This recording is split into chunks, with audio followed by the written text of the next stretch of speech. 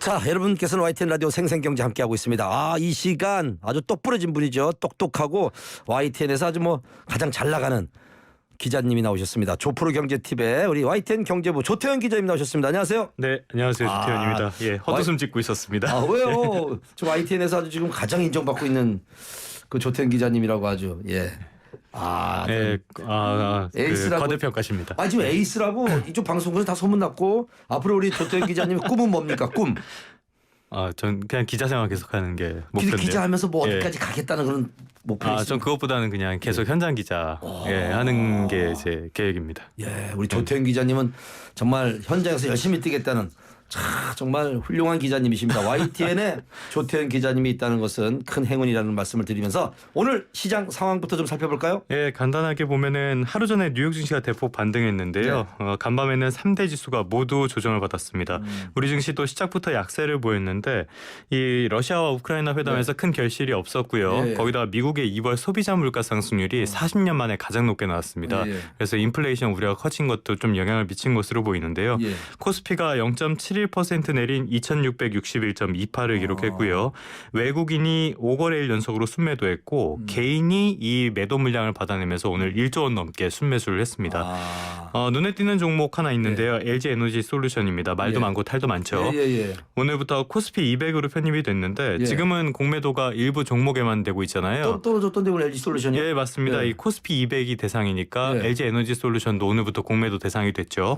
여러 원인이 있겠지만 일단 가격 변동성이 높아진 상태라고 볼 수 있겠습니다. 오늘 6% 넘게 하락하면서 40만 원 아래로 내려왔습니다. 그 LG 솔루션 때문에 아주 애태우는 분들 많더라고요. 주변에 많죠. 보니까. 처음에 청약하신 분들도 좀 애태우는 분들 많더라고요. 그러니까 그때 왜 안 팔았지 하면서 막 땅을 치는 분도 많고. 근데 그 이제 유가 급등 이런 것 때문에 지금 주식시장이 혼란이 오는데 우리 조태현 기자님이 딱 예상할 때 러시아와 우크라이나 전쟁은 언제쯤 끝날 거라고 예상하십니까? 그거는 그건 한은과 정부 이런 데서도 지금 전혀 예상을 못하고 있는 걸 감히 제가 말씀드리기 좀 어렵고요. 언젠가 끝나겠죠. 우리도 그냥 기다릴 수밖에 빨리 끝났으면 좋겠습니다. 빨리 끝났으면 좋겠어요. 지금 너무 혼란스러우니까. 자, 근데 일단 3월 무역 성적표가 나왔습니다. 수출 개선세가 이루어졌다고요. 관세청에서 나온 자료인데요. 1월 1일부터 10일까지 수출액이 187억 달러로 1년 전 같은 기간보다 15% 정도 늘었습니다. 수출 개선세가 이어졌다 이렇게 볼 수 있는데 여기까지는 좋은데 문제는 수입입니다. 수입이 201억 달러로 15.3% 그러니까 수출보다 더 크게 늘었어요. 수출에서 수입 금액을 뺀 무역 수지가 13억 9천만 달러 적자를 기록했습니다. 적자를 기록했군요. 지난해 12월 그리고 1월에도 적자였는데 2월에 흑자가 됐다가 다시 적자가 된 거예요.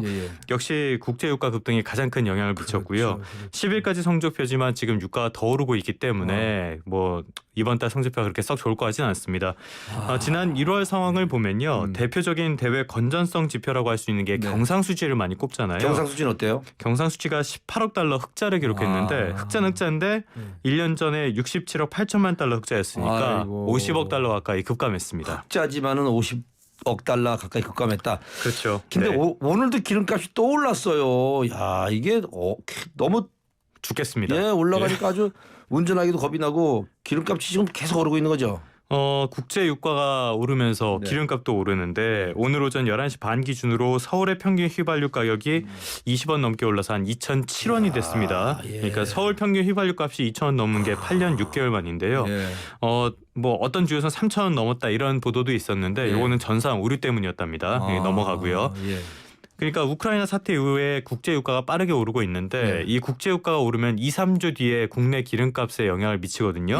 그래서 당분간은 가격이 오를 가능성이 크다. 더 올라요 앞으로? 볼 수 있겠습니다. 그럴 것 같습니다. 지금은. 정부가 유류세 인하를 검토하고 있긴 한데 20에서 30%로 내리는 거라 그렇게까지 큰 효과가 있을 것 같지는 않습니다. 우리 정말 서민들께서는 또 더 큰 부담이 되시겠네요. 근데 지금 조 기자님 경기도 안 좋아요. 물가는 올라요. 그러다 보니까 스태그플레이션 이거 오는 거 아닌가 하는 우려를 하시는 분들 많은데. 그렇죠. 이 스태그플레이션이 뭔지부터 말씀을 드리면은 경기 침체랑 고물가가 같이 오는 현상을 말하는데요. 일반적으로 물가는 경기가 좋을 때 경기가 지금 활성화되어 있으니까 물가는 오르게 되고요. 그런데 외부 충격 같은 게 지금처럼 있을 때는 경기는 안 좋은데 물가만 오르는 그러니까 일종의 이상현상이 발생을 하곤 합니다. 지금 상황이 지금 이 상황이랑 비슷하다고 볼 수 있는데요. 경제 회복세 더뎌질 거다 이런 전망 계속 나오고 있고요. 물가는 치솟고 있는데 이번 달 소비자 물가 상승률이 4% 넘는 거 아니냐 이런 우려도 나옵니다. 근데 일단 한국은행에서는 스태그플레이션 우려는 없다고 밝혔어요. 미국을 중심으로 세계 경기 회복세가 양호하게 이어지고 있다 이렇게 설명을 했는데 다만 고물가 상황이 장기화될 가능성은 배제하지 않았습니다. 그런데 민간 생각은 조금 달라요. 스태그플레이션까지는 아니더라도 그 전 단계 정도로 이해하면 조금 쉬울 것 같은데 슬로우플레이션이라는 게 있습니다. 스태그플레이션은 성장률이 마이너스 상태에서 물가만 높은 거. 슬로우플레이션은 성장률이 낮은 상태에서 물가만 높은 거니까 비슷한데 조금 다른데 스태그플레이션 전 단계 정도 말씀드린 대로 이해하시면 조금 편할 것 같고요. 어찌됐든 경제적인 변수가 상당히 커진 상황이라고 볼 수 있겠습니다. 근데 그 조금 전에 그 슬로플레이션이라고 하는데 그럼 스태그플레이션으로 갈 수 있다는 거네, 그렇죠? 지금 이 슬로우플레이션 상황이 길어지면은 스태그플레이션까지도 갈 수 있다. 또 우크라이나 사태가 더 악화됐을 경우에는 그렇게 될 수 있다는 전망도 지금 민간 쪽에서 나오고 있습니다. 그럼 시장이 엄청나게 혼란이 오겠네, 그렇죠? 그렇죠. 차기 정부가 이제 2달 있으면 출범하게 되는데 굉장한 부담이 되겠죠. 그렇군요. 자, 근데 이제 코로나19 사태가 길어지면서 이제 학습 결손 우려가 커져가면서 사교육비가 참 늘어가지고 힘들어하시는 분들 많더라고요. 맞습니다. 이 통계청이랑 교육부가 공동으로 초중고등학생 7만여 명을 조사를 했는데요. 지난해 사교육비 총액이 23조 4천억 원으로 나왔습니다. 2020년에 학생 수가 3만 명이 더 많았는데 1년 만에 4조 원 넘게 늘었어요. 지난해 초중고등학생의 사교육 참여율이 75.5%인데 이게 코로나19 유행 첫 해인 2020년엔 참여율이 하락했는데 다시 좀 급등하는 모습을 보였습니다. 1인당 월평균 사교육비 36만 7천 원이었고요. 사교육에 참여하는 학생만 뽑아보면은 48만 5천 원이었습니다. 12만 원 돈 올랐네요. 네, 그렇죠. 이게 12만 원 정도 차이가 났는데 둘 다 역대 최대였고요. 이게 학교를 못 가니까 학원이나 과외 쪽으로 수요가 옮겨갔다 이렇게 볼 수 있는데요. 또 공교육이 계속적으로 제 역할을 잘 못하고 있다 이런 평가와도 무관하지는 않을 것 같습니다. 우리 아들도 뭐 계속 뭐 과외 뭐 이렇게 사교육을 할 수밖에 없더라고요. 요즘 학생들 그렇게 사교육 많이 받는 거 보면 좀 안쓰럽기도 하고 그런데 이 문제는 가구 소득에 따라서 사교육비 지출에 큰 차이가 있다는 점을 꼽을 수 있겠는데요. 사실 어떻게 보면은 당연하다면 또 당연한 이야기고 어제 오늘 일도 아니긴 한데 이 월평균 소득이 800만 원 이상인 가구는 59만 3천 원이 나오고요. 200만 원 미만인 가구는 11만 6천 원입니다. 그래서 5배 넘게 차이가 나는데요. 이 격차가 너무 크다는 점은 좀 생각해볼 부분이 아닌가 싶습니다. 네, 자 YTN 경제부 조태현 기자님과 함께하고 있는데 이제 마지막으로 이제 경제 팁을 드리는데 이제 그 새 정부에 또 당부하고 싶은 말씀도 있는데 과연 어떤 당부를 할지 자 마지막으로 전해드리는 조프로 경제 팁 뭔가요? 조금 전에 교육 정책 말씀을 드렸는데요. 사실 저 교육은 잘 모릅니다.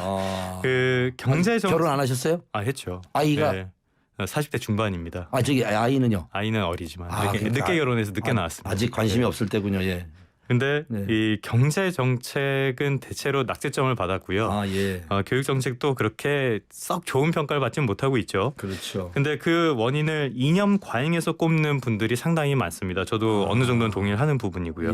예전에 교과서에 나왔던 내용인데 기억하실지 모르겠어요. 혼일강리 역대 국도 지도라는 말이 있습니다. 이게 조선 초기에 나온 세계 지도인데요. 거기에 보면은 신대륙은 그때 발견이 안 됐으니까 신대륙은 없지만 아프리카까지 상당히 정확하게 실려 있는 걸 보고 좀 놀라셨던 기억도 있을 거예요. 근데 조선 후기 쪽으로 가면은 천하도라는 지도가 발견됩니다. 한 18세기쯤에서 집중적으로 발견이 되는데 이 지도는 실제랑 다른 상상의 국가, 그러니까 중국 고전의 산해경이라는 데 실린 국가들이 포함된 관념적인 지도예요.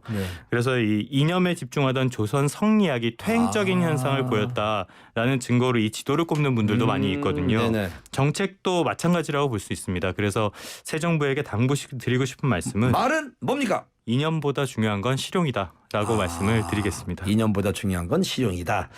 자, 우리 YTN의 에이스 기자, 경제부의 조태현 기자님과 함께한 조프로 경제TV였습니다. 감사합니다. 네, 고맙습니다.